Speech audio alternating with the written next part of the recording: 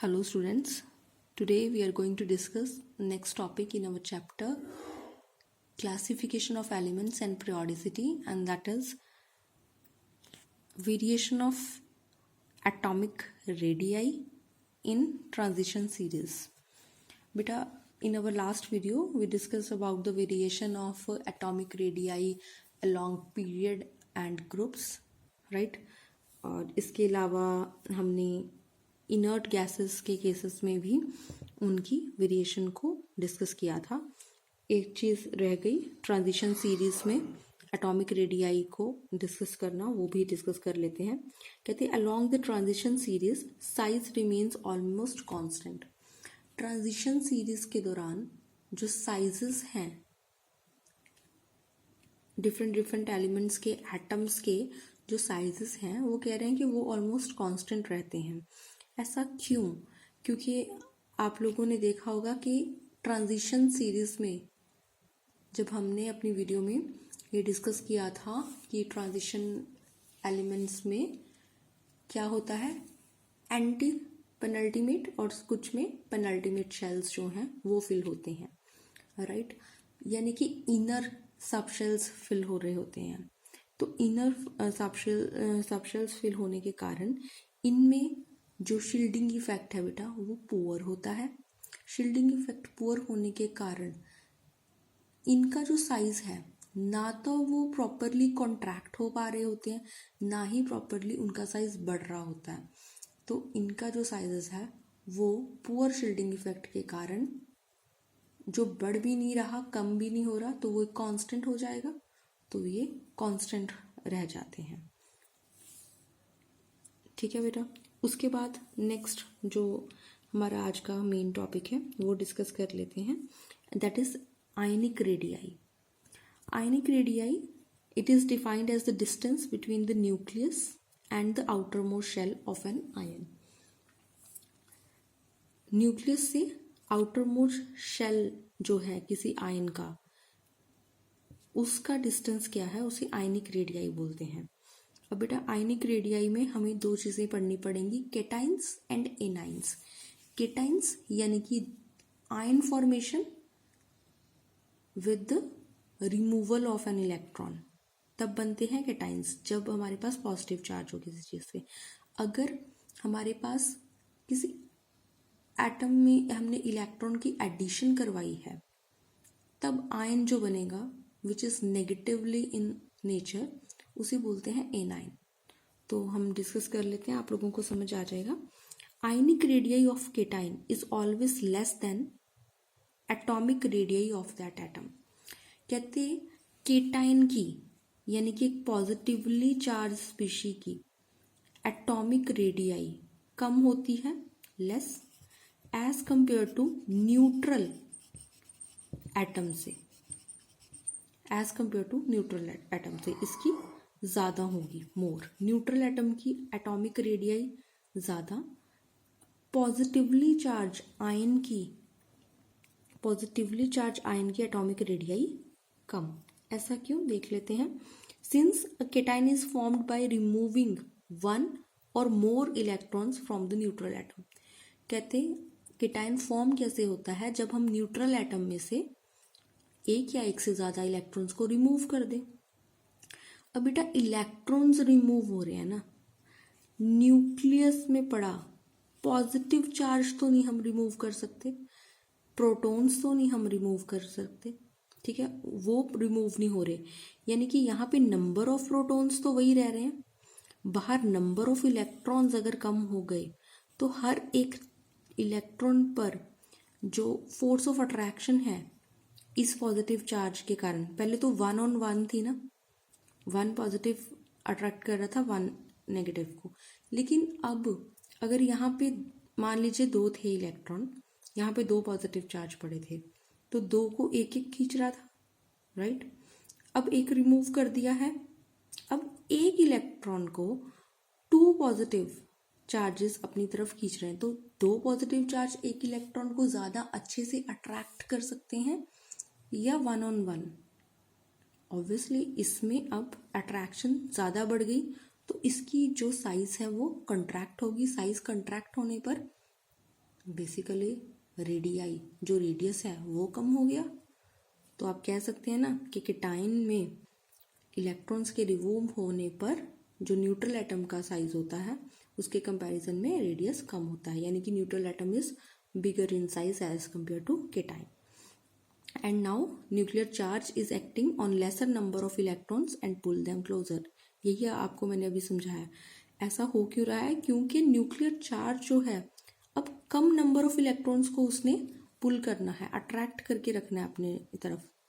तो वो ज़्यादा अच्छे से पुल करेगा तो वो ज़्यादा क्लोजर आ जाएंगे और साइज डिक्रीज हो जाएगा। Size of cation of the same element decreases with increase of positive charge. वो कहते हैं अगर सेम एलिमेंट की बात चल रही है तो जितना पॉजिटिव चार्ज उसके ऊपर होगा बेटा उतना ही उसका साइज कम होगा। यानी कि जैसे आयरन +3 चार्ज है इसके ऊपर, यहाँ पे आयरन +2 है, इसमें 3 इलेक्ट्रॉन्स निकले हुए हैं तो ऑब्वियसली ये छोटा हो गया और +2 वाला बड़ा। अगर +1 वाला होता तो वो इससे भी बड़ा, ऐसे होता। ऐसे इन्होंने एग्जाम्पल दी है सोडियम न्यूट्रल की और सोडियम 1 पॉजिटिव की। तो साइज किसका छोटा है? ऑब्वियसली जिसपे पॉजिटिव चार्ज है। ऐसे ही साइज चार्ज जिस पे ज़्यादा उसका साइज उतना कम, अगर सेम एलिमेंट की बात हो रही है। उसके बाद हम देख लेते हैं साइज ऑफ एनाइन को। Size of anion is more than it's parent atom. जिस एटम में आकर के इलेक्ट्रॉन एड अप हुआ है उस एटम के मुकाबले में, पेरेंट एटम के मुकाबले में जो साइज ऑफ एनाइन है बेटा वो क्या होगा हमारे पास? ज़्यादा। अब ये भी देख लेते हैं कैसे। कहते हैं an anion is formed by the addition of 1 और more electrons to the neutral atom. अब न्यूट्रल एटम में हुआ क्या है? एडिशन हुई है एक और एक से ज़्यादा इलेक्ट्रॉन्स की। इसके कारण हुआ क्या? So the nuclear charge now acts on more electrons. अब इसमें वो डिफरेंट केस हो गया, उसके मतलब बिल्कुल ऑपोजिट केस हो गया। नंबर ऑफ पॉजिटिव, जो पॉजिटिव चार्ज है, जो प्रोटॉन्स के नंबर है बेटा वो तो एक्सीड नहीं हो रहे। एक्सीड कौन हो रहा है? Number of electrons outside, right. तो अब पॉजिटिव चार्ज कम रहेगा, नेगेटिव बार बढ़ गया, तो अब ये अच्छे से खींच नहीं पाएगा बेटा इसे, ये अच्छे से पुल नहीं कर पाएंगे, क्लोजर नहीं ला पाएंगे, तो ऑब्वियसली उसका साइज इंक्रीज हो जाएगा। So the nuclear charge now acts on more electrons. अब न्यूक्लियर चार्ज को ज़्यादा इलेक्ट्रॉन्स पे एक्ट करना पड़ रहा है, so that electron is held less tightly. अब हमारे पास इलेक्ट्रॉन जिसके कारण से अच्छे से टाइटली हेल्ड नहीं है, टाइटली अच्छे से पुल नहीं है, अट्रैक्ट नहीं कर पा रहा वो न्यूक्लियस अपनी तरफ। एंड इलेक्ट्रॉन क्लाउड एक्सपैंड्स, जिसके कारण इलेक्ट्रॉन क्लाउड एक्सपैंड हो गया है, कॉन्ट्रैक्ट होने की बजाय, कंप्रेस होने की बजाय एक्सपैंड हो गया है। तो हम ये बोल सकते हैं कि अगर सेम स्पीशी की हम बात कर रहे हों तो एनाइन जिस पे नेगेटिव चार्ज ज़्यादा होगा उसका साइज ज़्यादा बड़ा होगा, राइट। उसके बाद बेटा हमारे पास है iso electronic species. Iso electronic species वो स्पीशीज होती हैं which have same number of electron. और हमारे पास यहाँ पे for search species size decreases with increase in atomic number. और ऐसी स्पीशीज में साथ में इन्होंने क्या बताया है कि साइज जो है वो बढ़ता है, सॉरी साइज डिक्रीज होता है जैसे जैसे एटॉमिक नंबर इंक्रीज हो। सबसे पहले आइसो इलेक्ट्रॉनिक स्पीशीज की आपने डेफिनेशन याद रखनी है बेटा कि ऐसी स्पीशीज जिनमें नंबर ऑफ इलेक्ट्रॉन्स सेम हो, ठीक है। और ऐसी स्पीशीज में साइज डिक्रीज होता है जैसे जैसे एटॉमिक नंबर इंक्रीज हो, क्योंकि एटॉमिक नंबर इंक्रीज होने के कारण क्या हो जाएगा? नंबर ऑफ प्रोटॉन्स बढ़ जाएंगे लेकिन सेम नंबर ऑफ इलेक्ट्रॉन्स यानी कि पुल जो है टुवर्ड्स द न्यूक्लियस वो इंक्रीज हो रही है, जिसके कारण साइज क्या होता जाएगा? डिक्रीज होता जाएगा when we are going to more another atomic number, right, exceeding atomic number के तरफ अगर हम चलेंगे, ठीक है बेटा। In any particular group the ions of the element increases in size on moving from top to bottom. ये बात हम कर चुके कि जैसे ही आयंस वो ये बात आयंस के केस में भी कर रहे हैं। आयंस ऑफ द एलिमेंट्स कहते हैं इंक्रीज होते जाएगा साइज में जब हम टॉप टू बॉटम यानी कि ग्रुप में हम जब मूव करेंगे, क्योंकि बेटा उसमें शेल हम बात कर चुके हैं, क्योंकि शेल ही जब हम ग्रुप में नीचे की तरफ मूव करते हैं तो एक नया शेल आकर के जुड़ जाता है हर बार हर स्टेप पर, तो ऑटोमेटिकली वो जो साइज है उसे डिनाई नहीं किया जा सकता। उसके बाद बेटा आज हमारे पास एक और डेफिनेशन है पढ़ने को, दैट इज आयनाइजेशन पोटेंशियल और आयनाइजेशन एनर्जी। आयनाइजेशन एनर्जी हमारे पास क्या होती है? Ionization energy is the minimum amount of energy required to remove the most loosely bound electron from an isolated atom in gaseous state known as ionization potential और ionization energy.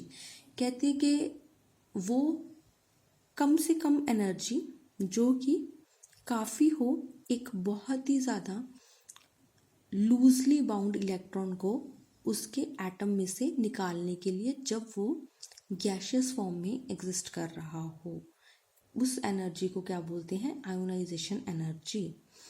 ठीक है, इसकी example के लिए उन्होंने हमें क्या दिया है कि मान लीजिए कोई हमारे पास मेटल है, उसे एनर्जी प्रोवाइड की गई, उसने अपना एक इलेक्ट्रॉन लूज किया और वो पॉजिटिव चार्ज में आ गई, राइट। यूनिट की बात कर लेते हैं। वो कहते हैं आयनाइजेशन एनर्जी की जो यूनिट होती है वो क्या होती है? इलेक्ट्रॉन वोल्ट पर एटम या फिर किलो कैलोरी पर मोल, दो तरह की यूनिट्स में इसे लिखा जा सकता है। और इन यूनिट्स का आपस में क्या रिलेशनशिप है? 1 इलेक्ट्रॉन वोल्ट किसके बराबर होता है? 23.06 किलो कैलोरी पर मोल के बेटा। और आयनाइजेशन पोटेंशियल जो है इलेक्ट्रॉन वोल्ट में अगर गिवन हो हमारे पास, आयनाइजेशन एनर्जी इन जाउल्स, और हमारे पास यहाँ पे क्या आ जाएगा? Charge of electron. इन्होंने बेसिकली हमें आयनाइजेशन पोटेंशियल का जो है इलेक्ट्रॉन वोल्ट का दिया हुआ है फॉर्मूला कि हाँ जी कितनी आयनाइजेशन एनर्जी जाउल्स में चाहिए पर इलेक्ट्रॉन, चार्ज ऑफ पर इलेक्ट्रॉन। आज के लिए बेटा इतना ही। इसके बाद हम नेक्स्ट वीडियो में डिस्कस कर लेंगे कि आयनाइजेशन एनर्जी का जो ट्रेंड है वो हमारे पास क्या रहे।